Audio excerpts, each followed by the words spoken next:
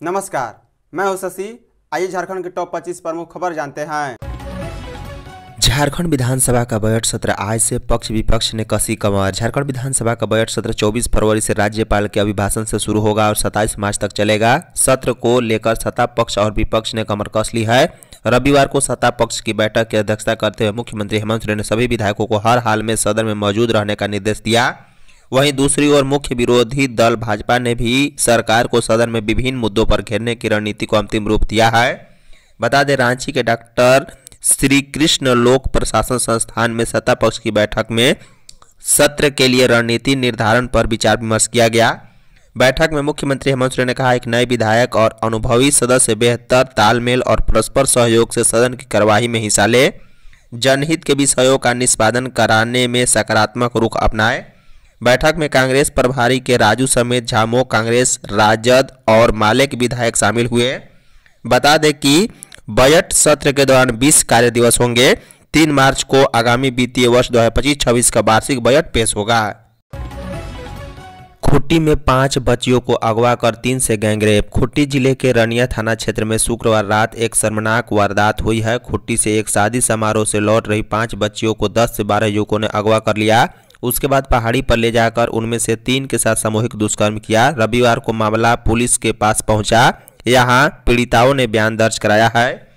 Police 10 से 12 लड़कों को हिरासत में लेकर पूछताछ कर रही है। पीड़िताओं ने पुलिस को बताया है कि 21 फरवरी की रात 5 सहेलियां एक शादी समारोह से घर लौट रही थी।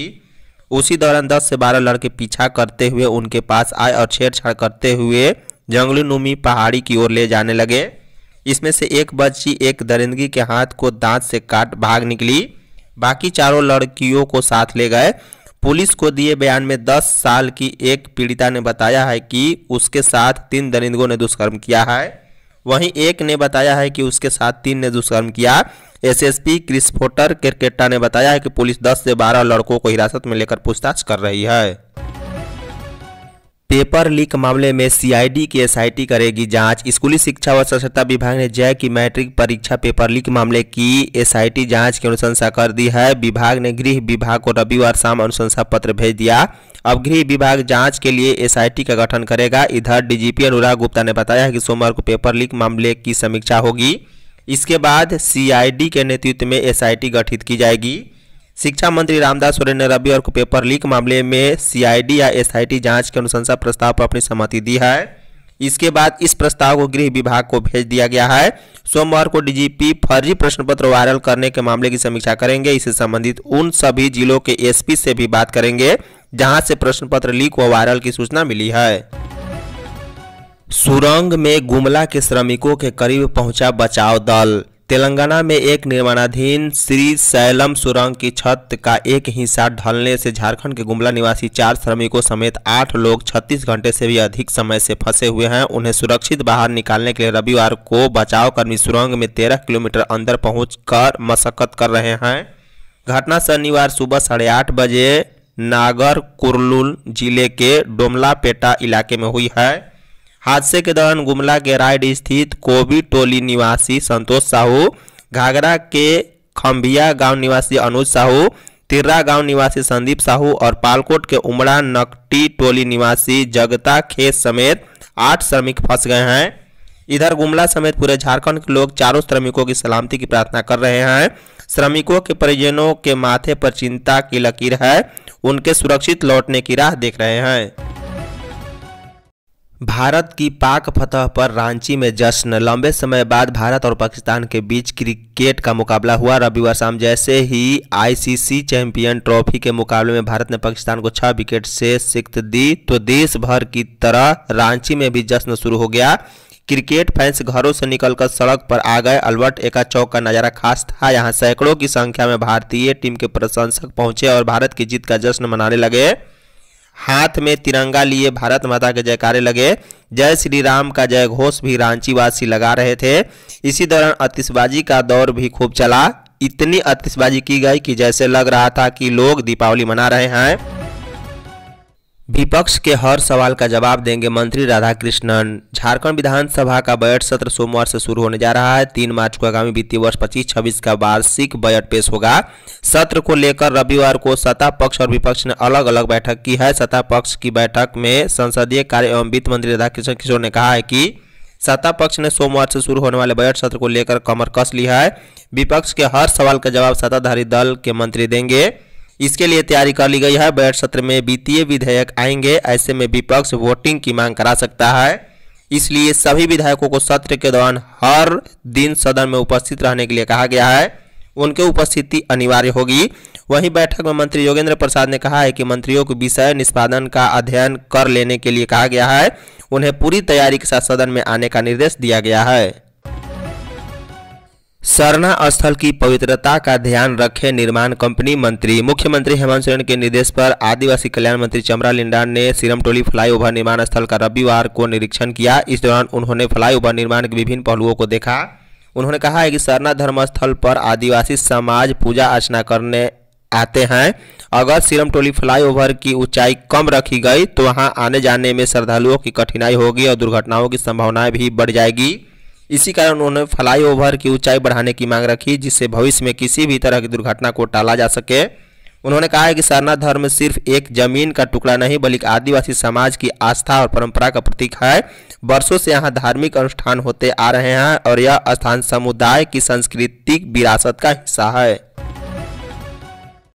केंद्र सरकार ने झारखंड को दी 300% ज्यादा राशि। केंद्रीय पर्यटन और संस्कृति मंत्री गजेंद्र सिंह शेखावत ने केंद्रीय बजट को विकसित भारत का हाईवे बताते हुए कहा है कि इस पर चढ़कर बढ़ते भारत बदलते भारत की गाड़ी तेज रफ्तार से दौड़ रही है।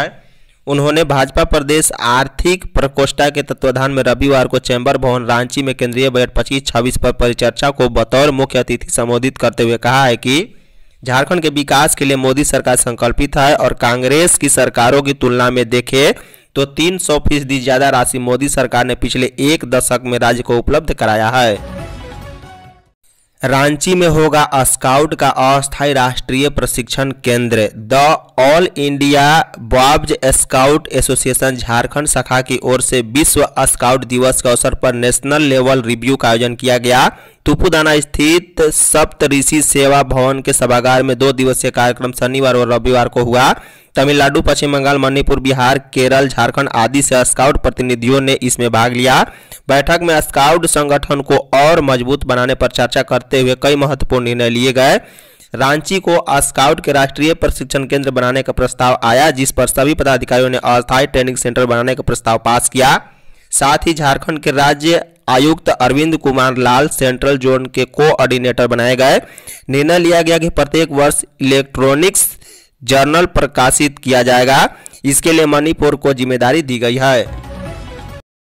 गिरिडीह में मिनी गन फैक्ट्री का खुलासा, 6 गिरफ्तार। गिरिडीह जिला के जमुआ थाना क्षेत्र के चपरायमो गांव में रविवार सुबह मिनी गन फैक्ट्री का उद्भेदन किया गया है। जमुआ पुलिस ने छापेमारी के दौरान न केवल मिनी गन फैक्ट्री में अर्धनिर्मित लोहे का 10 पिस्टल का 31 piece barrel, drilling machine, length machine, 2 मिनिंग मशीन बरामद की, बल्कि 15 केवीए का जनरेटर, बाइक आदि भी बरामद की है।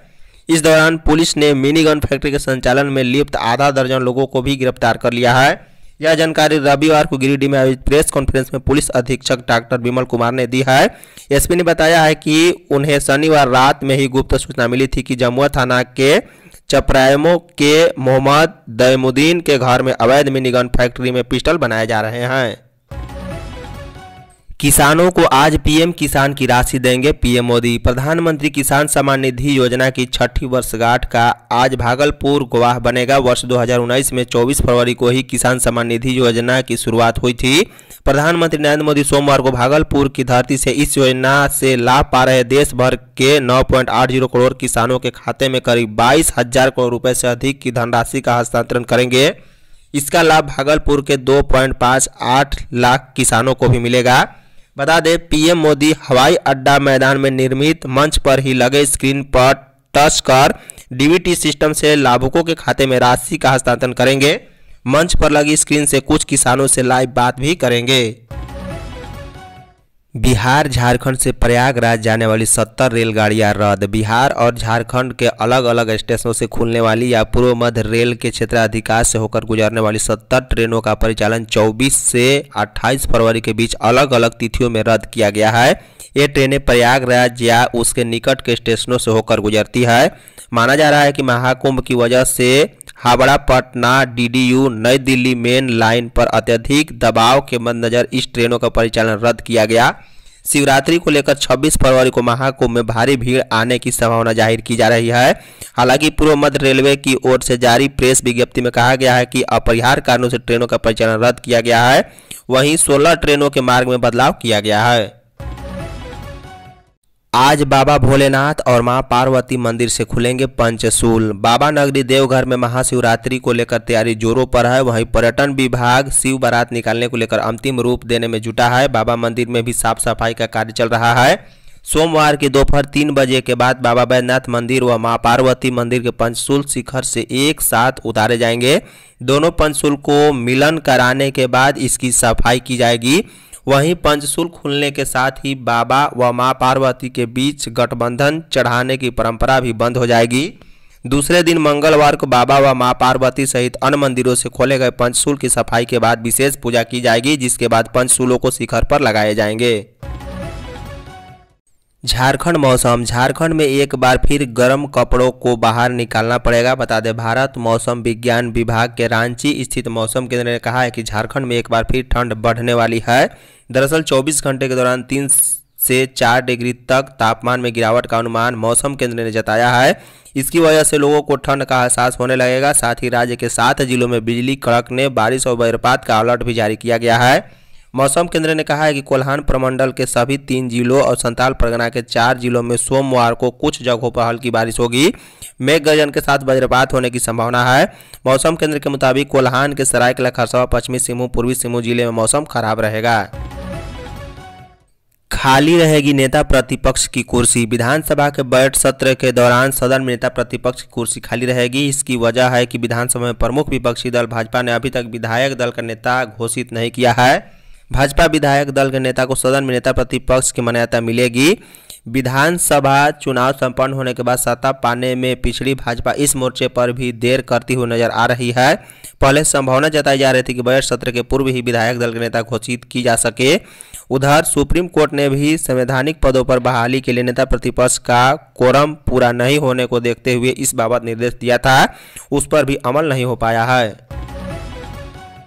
गुटखा और पान मसाले के बैन के बाद भाव चढ़ा। राज्य सरकार ने गुटखा, पान मसाला की बिक्री, सेवन और भंडारण पर 1 वर्ष के लिए राज्य में पूरी तरह से रोक लगा दी है। इस निर्णय के बाद दुकानदारों पर गुटखा, पान मसाला की बिक्री और भंडारण करने पर उन पर सख्त कार्रवाई की जाएगी। इसे खरीदकर इसका सेवन करने वालों पर भी कार्रवाई होगी।